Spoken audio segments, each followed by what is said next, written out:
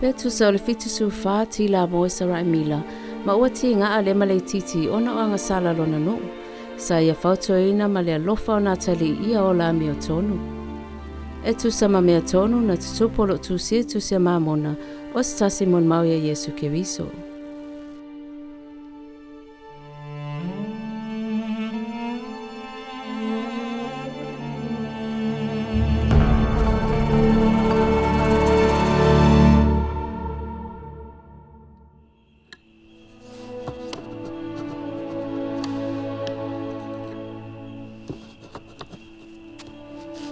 Tama, Helamana, sautonu.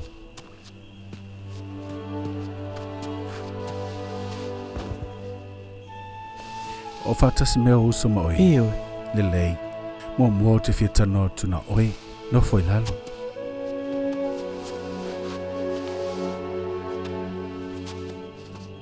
Ua o whanau noa le amio le tonu lo nuu. Ua wha solo ma a aula tau loto. Na opolo ai atu tau teo mai na ia autu se atu tau tiutetauave e winga le amio tonu. Ona Atalii, ua i mai au talinga ia upu. O te tauto atu ia te oe a e tausia poloaiga le Atua, o le a e manuia laueleele. Na whaare mera na angiri pa ia nei mea ia te hau. Alema, ai se au e sauaina e le Kalesia le Atua, anu i lo wala. Ia aua le e te sa i e whaaleanga le Kalesia. E tusa pe e te malie e tuli e se lo tagata. Mo le tolu po sa whaloti ngā ina ia. I ti ngā o se nganga lawa ua whasalaina. Alema, A sa o mana tua ina lo whaalongo lo te mawa walo. E winga i le fio mai o se tasi o Iesu Keriso. O se atalii o le Atua. E tongi o la ina moanga sala le lalolangi.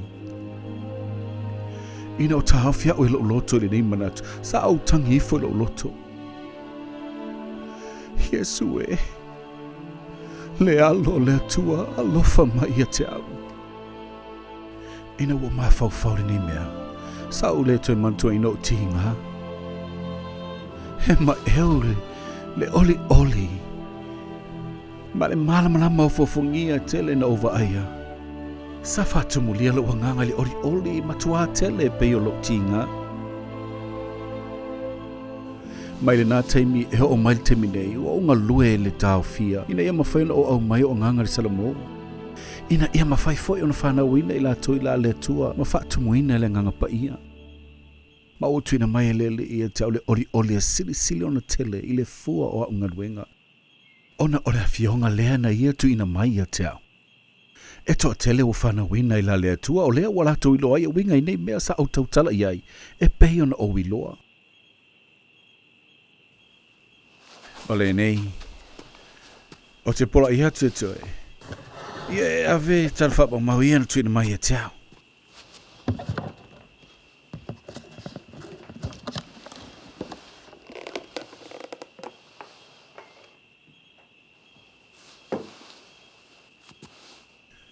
O te pola te whai atu e tausia se talwhapa mau le nei nui lungo papatusi ani whae.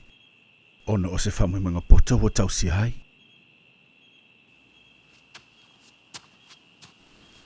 Mao nei, papatusi apamemea o ia i lunga tara faamaumauga tustusinga pa ia. Ia ua iai le ngafa o tātou tamā. Na walo ia e o tātou tamā. E aona tausia. Ma tu solo i lalo ma le tastupulanga i le isi. Ma sauaina le a ao le alii se i oo. I atu nu uma, ma itu a inga. Mangangana ma nu uma. Ina ia lato i loa mea lilo o iai lunga. Maole nei, afai e tausia, o le atu maupelo lato pula. ua o malamala. O mea la haiti ma whatau waa e whatau nu o i metetele. Ma o wala la haiti le telo taimi e faamasia sia i e popoto. O nei tala faamaumauga ma lato upuna au mai ele nei nuu i salamou. Sa lato mai lato de mamlama o le alii lo lato atua ma ori ole ia Iesu Keriso lo lato tungiola. Ma o aina te iloa ele ave lato ma wale au mai ele fiafe i le malamalama lo lato tungiola. O nei mea lilo e li whailo atua mai e tau. O lea au tau fiai. Ia mana tua lo watali ie. Ma o haol poto lo talavau. E tausi poloaiga le Atua. Whiriwhiri whatasi mlele i au mea mai whai. Ma o le aia tai oe mo lelei. Ma afai e te whai nei mea o le asi ai oi lunga i le aso ngataanga. Ia lo watali ie.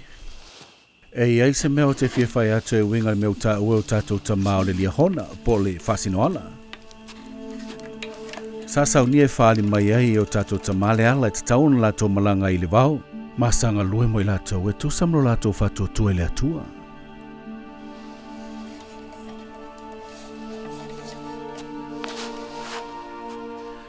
A whai se te lātou le whatua tue te tonu e ma whai le Atua on whai e tusi mai o na vai le ala e ui ai. Sa whai e lava. O lea se te la tole nei vavenga ma le telefo isi vavenga na whai e le tua i le aso, ma le aso. E ui lea ona o ia vavenga sa whaia i ala whaatau vaa. Sa ngalo na wha ngalo lato whatua tua ma le whiringa, ma sa o ina tau fia i ngaluenga o fōfungia, ma lato le irualo i luma lato malanga. E pei ona o tinola o mai le nei whasino ala o tātou tamai le nuu folafola. E whapena fo ia fionga Keriso, pe a whai tātou te munimuli o lātou wala, ma watu i tātou tala ato le nei vanu le whanau noa, e se nuu folafolanga o sili atu.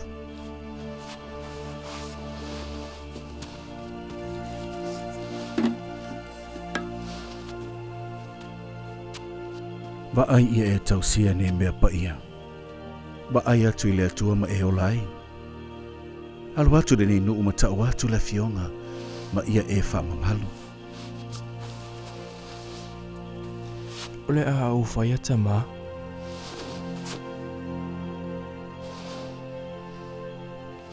Tuli mai Sepulona.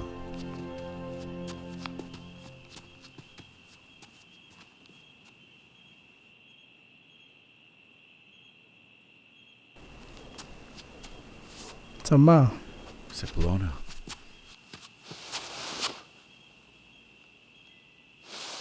Atalii. O te tonu o te maua le oli tele ia te oe. Ona o loutu mau ma le faamaoni le Atua. A wai pena a mata mai lau talavona e vai atu i lau Atua. O te whaamoe foi o la e tausia peana poloaiga. A wai manuia lava le tu mau he oli unga. Au te ilo tama, ma le a au whai. Na foi lalo.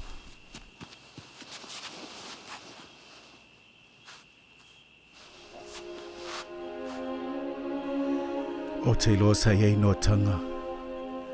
O te loa foi sa fetongi o i maa ono le upu. Ma sa e talia ni me o mama le onsai. Ona sa whatasi le lima oi. Mana tua. A whai te whalangolango i le Atua. E whapena fo i one lave ina oe mai o toftofanga. Ma o whawhita uli ma o poponga. Ma la sia o i lunga le asonga taanga. Ua le eise isi ala ponia wala e mawhai ona whaolai le tangata. Ua nao ma au wala mai i a Keriso. Ma o le nei ona ua mato ne au atu le fionga. Ua whapea lava na o manao i e au atu pea. Ma o te manao i e whiringa ma Fautauta i mea uma. Whaungale lo tutoa. Ai lo le whaafia malosi. Ma ia po leo tuina nau umai na ia tumu o i le lofa. Ma aro ese ma le pai e. O le au whai ane mea sili. Ia whamanuia le li ilo wanganga matalia o i le aso ngata anga i lona malo. E nofo ai le file mu. Alu iela o atali ie. Ma o atu le fionga le nei nuu.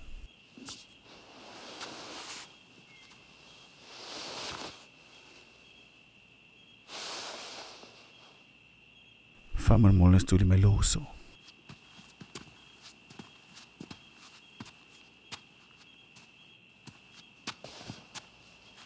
Tama? Coriantona.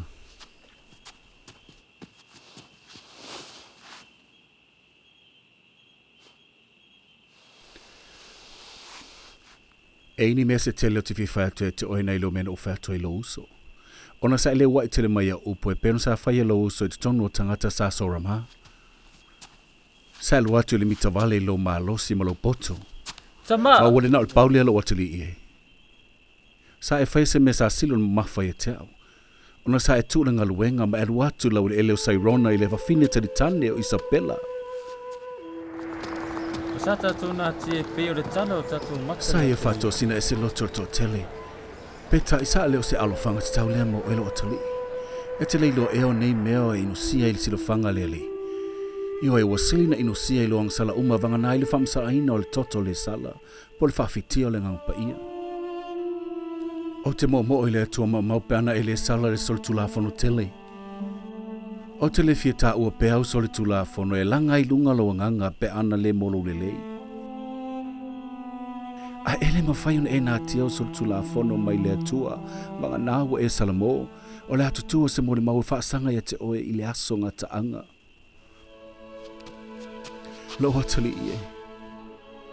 Salamo malafo ia wang sala. Ma au e te tue alo e tusa matuina nau au mata. A ia e whaafiti o e lava I nei mea uma. Ona e vanga nā iwa e whaile nei mea. Ele mawhaina e mautofin malo le tua. Whiriwhiri, whaatasi mauso. Olo e lau talavou, ma ua e mana o miona tausia o e uso. Awa ina ua waaisa asara mai la wa mio, sa lato le fia talitonu ia o upu. Lili watu ili ali imalo manatu, mafau malo malo si Atua. Ina ilei ni se te toi taitaia ese faila mio le anga ia toi fo I atu ia I lato.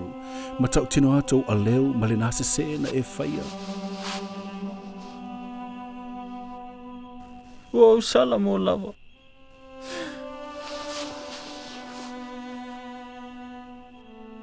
O te fia whai o te ise te oe winga le fio mai o Keriso. O ia lava leo mautino le a fio mai ave ese anga sala lalulangi. I oe e fio mai o ia e tau mai tala fia le olatanga I ona tagata. Ua ova ai atu ua popole lo mafau e winga le toitutu mai o e woti. I oe. E whapefia. Fauta. E leise toitutu se ia mawaele fio mai o Keriso. E iai se taimi o tūpoina o le atu tula I mai tangata uma mai le oti. E iai se avanoi le waha le oti ma le toitu mai o le tino. Ma se tūlanga o le nganga le fia po le pangatia. Se iho o le taimi o tūpoina le atu e toitu mai e woti. Ma le toitu whatasia o le nganga ma le tino. Ma au mai e tutu I luma o le atua. Ma whamasinoina e tusa ma la tonga ruenga. O le nganga o le atu e fota ia le tino, ma le tino I le nganga. Ma le atu e fota ia vahe ma lima ma sa onga oma I lona tino. E ho oi se la ulu o le ale li loa. Ma ona susulu ai lea o ea mi o tono I le malo o le atua. Ai o mai se o te matautia I ea mi o le anga waile I se mea le mamae e mautofi le malo o le atua. Ua te taua e tusa ma le whamasino tono le atua le whamasino ino tangata e tusa ma la tonga luenga. Afai sa le leia la tonga luenga leo langa le nei. E te taua toi fota I la toi le mea wale lei. Ai afai na leanga. O le atoi fota ia te I la toi mo le leanga. Ai afai wa la toi salamoia la tonga sala. Ma sa la toi mana o le amio tonu se ia o le unga o la toi waso. O le afa pea lavana tau wia le amio tonu. Mai whaapeo na lato tutu, pe pau. Awa o I lato o lato lava whamasino pe whaile lei, pe whaile leanga. Korean tona, aua e te manato na wata ua mai winga le toi fuata inga. O lato I fuata I oe mai leanga sala I le fia. O te whai atu ia te oe, e le avea lava, le amio leanga ma fia.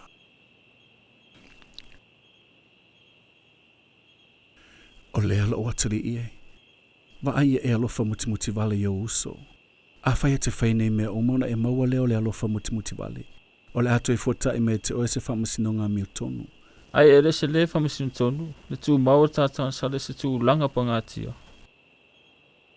E le mawhai ana whātano ina le fufuang maua e alofa mutimuti vale vanga nai wa whai se tongiola. O lea wa tongiola e le tua I lava moanga sala lalulangi. E whātano o le fufuang o le alofa mutimuti vale whaamalia I mana o ngā whamasino tonu. Ina ia avea le atua ma atua ua atoa. Ma se atua alofa muti vale foi. Ma ua au mai le tongiola le toe tu mai o e woti. Ma o le toe tu mai o e woti ua toe au mai I tangata I luma o le atua. Ma toe fuatai ai la tau I ona luma. E whaamasino ina e tusa ma la tonga luenga. E tusa ma le tula afono ma le whaamasino tonu.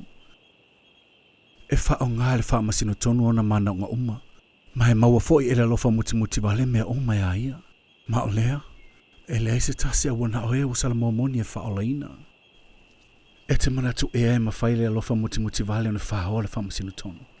E lea ai sina iota e tasi.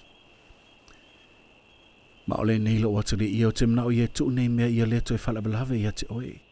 A ia na o awang sala ia e popole ia i le popole le na e au mai ai oi lalo le sala mo. Lo o atili ie.